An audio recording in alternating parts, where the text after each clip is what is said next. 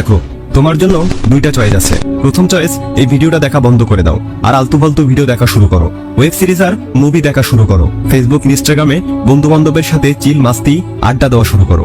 Free fire আর PUBG নিয়ে পড়ে থাকো। ঘন্টার পর ঘন্টা মোবাইল আর টিভি নিয়ে পড়ে থাকো। সব কাজকর্ম ফেলে বন্ধুদের সাথে ঘুরতে চলে যাও। আজে বাজে যত সব বাইরের জাঙ্ক ফুড খেয়ে নিজের শরীরের 12টা বাজাও আর মোটা অথবা রোগা হয়ে যাও।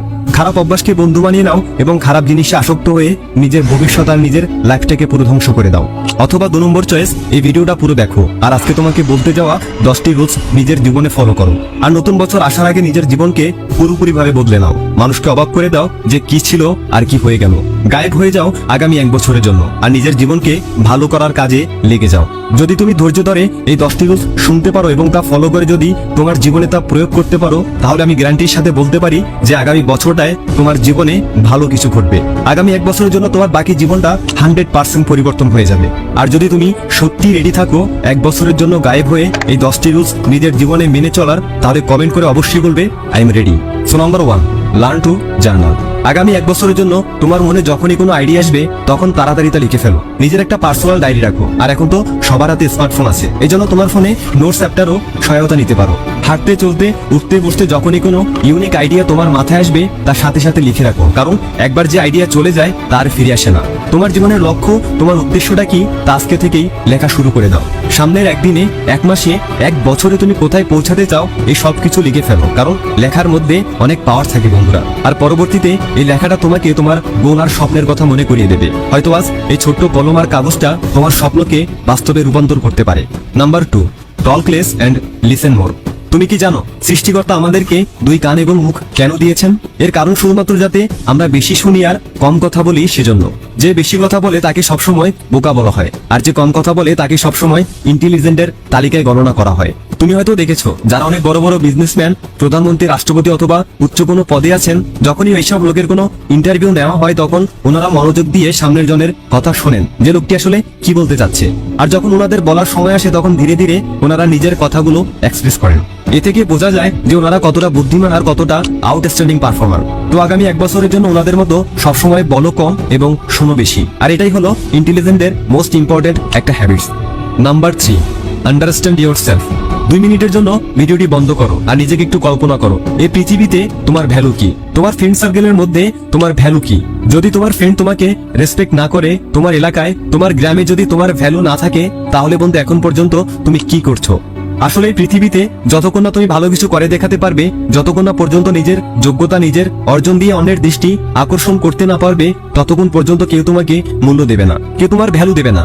আজ ভালো একটা কিছু করে দেখাও, পরে দেখবে যে বন্ধুটা তোমাকে দেখলে অ্যাভয়েড করতো, যে মানুষটা তোমাকে অবহেলা করতো, তুমি না দেখলেও সে দূর থেকে ডাক দিয়ে তোমাকে বলবে বন্ধু কেমন আছিস, ভাই একটা চা খান। আর এটাই হলো এই পৃথিবীর বাস্তবতা।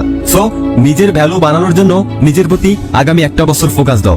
আগামী 1 বছরের জন্য গায়েব হয়ে সবার থেকে আলাদা হয়ে যাও, নিজের লক্ষ্যের পেছনে ছুটতে থাকো আর আজ থেকে নিজের স্ট্যাটাস নিজেই তৈরি করার কাজে লেগে যাও। Number 4, keep smiling.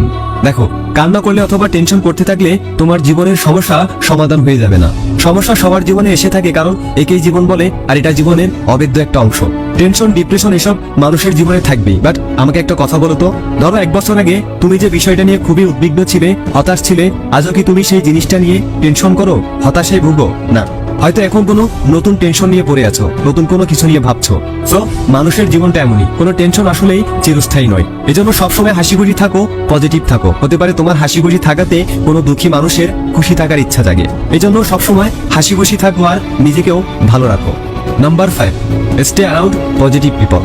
এই পয়েন্টটা তোমাদের সাথে আগেও শেয়ার করেছিলাম, অত্যন্ত গুরুত্বপূর্ণ একটা পয়েন্ট, তাই আবারও তোমাকে মনে করিয়ে দিচ্ছি। জিম রোহন একজন বিখ্যাত মার্কেটিং লেখক এবং সফল উদ্যোক্তা। তিনি বলেন, you are the average of the 5 people you spend the most time with. অর্থাৎ তোমার জীবন তাদের মতো হবে যাদের সাথে বেশি সময় থাকো। আর এ থেকে বোঝা যায় যে তোমার জীবন কেমন হবে, তুমি কি চিন্তা করো আর তোমার ভবিষ্যৎ কেমন হতে পারে। তুমি হয়তো একটা জিনিস খেয়াল করেছো যে যিনি একজন ব্যবসায়ী তার চলাফেরা সবসময় ব্যবসায়ীদের সাথে হয়, যিনি একজন ডাক্তার তিনি তার লেভেলের মানুষের সাথেই চলেন, যে ক্লাসের ভালো স্টুডেন্ট তার চলাফেরাও থাকে ভালো বন্ধুদের সাথে। অর্থাৎ জীবনে চলার পথে তোমার ফ্রেন্ড সার্কেলের আচার, ব্যবহার, চলাফেরা এসব গুরুত্বপূর্ণ ভূমিকা রাখে। তুমি যে সকল মানুষের সাথে মিশবে ধীরে ধীরে তোমার মাইন্ডসেটটাও ঠিক তাদের মতো হয়ে যাবে, আর এটাই প্রকৃতির নিয়ম। এজন্য 2 মিনিটের জন্য ভিডিওটি থামিয়ে দাও এবং নিজের জীবনের দিকে তাকাও। তুমি কি ওইসব নেগেটিভ মানুষের সাথে থাকো যারা তোমার জীবনের রাস্তাটাকে খারাপ দিকে নিয়ে যাচ্ছে? যদি উত্তরটা হ্যাঁ হয়, তাহলে এখনই তোমার ওইসব ফ্রেন্ড সার্কেল চেঞ্জ করো আর নিজের জীবন নষ্ট হওয়া থেকে বাঁচাও। আর যদি আগামী 1 বছর এভাবে চলতে পারো, তাহলে তোমার বাকি জীবনটা নিয়ে আর ভাবতে হবে না, কারণ তোমার একটা ভালো অভ্যাস হয়ে যাবে। Number 6, spend money wisely. তুমি হয়তো জানো টাকা কতটা মূল্যবান। অনেক মানুষ টাকা ইনকাম করার জন্য নিজের পুরো জীবন শেষ করে দেয়, আর কিছু মানুষ এমনও হয় যারা কিছু টাকা যখনই পেয়ে যায় তখন তা উড়ানোর জন্য ব্যস্ত হয়ে যায়। এমনও কিছু মানুষ আছে যাদের মাসিক বেতন মাত্র 10,000 পায় আর খাবার খেতে যায় 5 স্টার হোটেলে। যা ইনকাম করে তার থেকে বেশি শৌখিনতা দেখাতে চায়। তাহলে এসব মানুষ ধনী অত দূরের কথা, বড়লোক হওয়ার ছায়াতেও জায়গা পাবে না, কারণ তাদের চিন্তা ভাবনা গরিব। তাই প্রয়োজন ছাড়া টাকা পয়সা খরচ করো না। ফালতু কাজে যে টাকাটা তুমি খরচ করবে, ওই টাকাটা জমালে 1 বছর পর দেখবে তোমার অনেকগুলো টাকা জমে গিয়েছে, আর যা দিয়ে তুমি কোনো উদ্যোগ নিতে পারবে। শোনো, ধনী হওয়ার জন্য সহজ উপায় হলো আর্ন, সেভ অ্যান্ড ইনভেস্ট। যদি তুমি এই 3টা জিনিস শিখে যাও, তাহলে তোমাকে ধনী হওয়া থেকে কেউ আটকাতে পারবে না। So spend your money wisely. Number 7, always keep learning. এখন থেকেই নতুন করে স্কিল শেখা শুরু করে দাও। যদি তুমি এখন থেকেই কোনো একটা কাজের পেছনে লেগে পড়ো, তাহলে আগামী 1 বছরে তুমি ওই কাজের উপর একেবারে মাস্টার হয়ে যাবে। তোমার অনেক দক্ষতা বেড়ে যাবে। এই পৃথিবীতে যত সফল ব্যক্তিরা আছেন তারা কিছু না কিছু অবশ্যই শিখেছিলেন, তাই এখন তাদের কাছ থেকে আমরা এত কিছু শিখতে চাই। ওয়ারেন বাফেটকে জিজ্ঞেস করা হয়েছিল যে আপনার সফলতার পেছনে রহস্য কি। উনি বলেন, books, reading and learning. Business ইনসাইডারের এক হিসেবে দেখা গিয়েছে যে বিল গেটস প্রতি সেকেন্ডে $1,300 বা 1,43,000 টাকা আয় করেন। ভাবা যায়, মাত্র 1 সেকেন্ডে।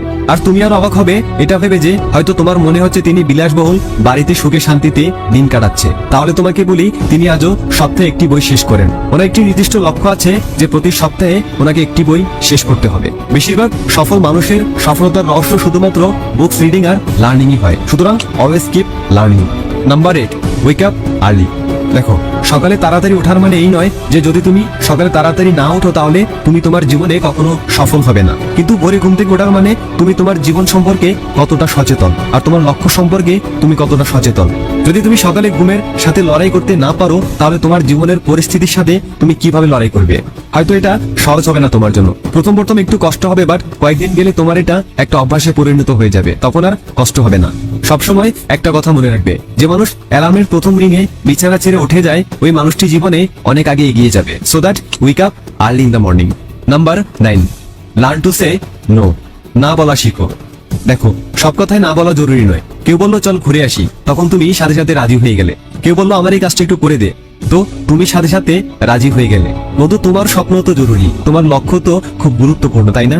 তাই আগামী 1 বছরের জন্য অন্যের কথার সাথে হাতে হ্যাঁ মেলানো বন্ধ করে দাও। 1 বছরে একটা অভ্যাস তৈরি করো। জরুরি কোনো কাজ ছাড়া অন্যের পেছনে নিজের গুরুত্বপূর্ণ সময় নষ্ট করা আজকে থেকেই ছেড়ে দাও।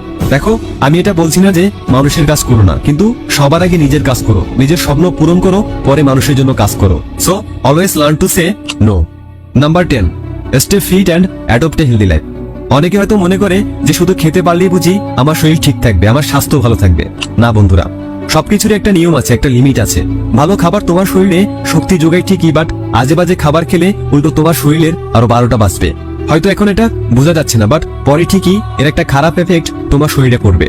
তাই জাঙ্ক ফুড আর অতিরিক্ত তেলের খাবার খাওয়া ছেড়ে দাও। এমন খাবার ছেড়ে দাও যা তোমার শরীরকে কোথাও না কোথাও এফেক্ট করছে। নিজেকে মোটা বরবাদ হওয়া থেকে বাঁচাও। জিমে যাও, এক্সারসাইজ করো, যোগা করো, হেলদি খাবার খাও, আর নিজেকে নিজের বেস্ট ভার্সন বানাও। অতএব এই ছিল 10টি সিম্পল রুলস যা সব মানুষের ফলো করা উচিত। আর আগামী 1টা বছর এটা মেনে চলতে পারলে যে একটা ভালো অভ্যাস তোমার মধ্যে তৈরি হবে, তাতে আশা করা যায় তোমার বাকি জীবনটা নিয়ে আর ভাবতে হবে না।